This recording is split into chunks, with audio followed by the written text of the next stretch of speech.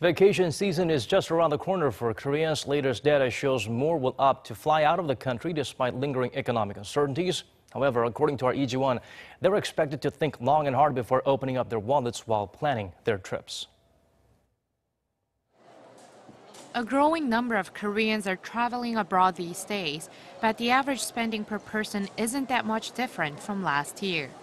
According to the Korea-based Tourism Knowledge and Information System on Tuesday, some 10.5 million Koreans went abroad from January to May this year, nearly 19% higher than the 8.8 million recorded during the same period last year. While that's a big jump, their average spending only edged up a third of 1%, less than $4 to $1,006 per person. The figure did not even reach $1,000 per person for the months of January, February, and April. Koreans traveling overseas are watching their wallets compared to 2011, when the average spending per person hit a record high $1,250.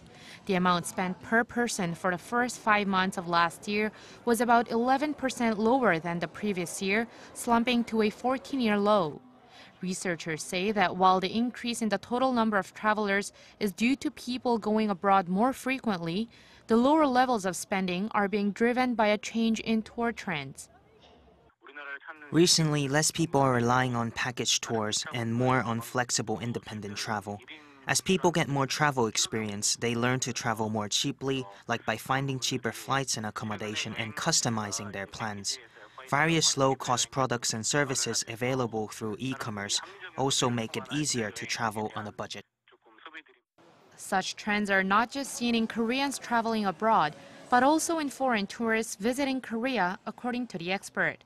And he said these more demanding customers encourage firms to provide better, more personalized tours for travelers.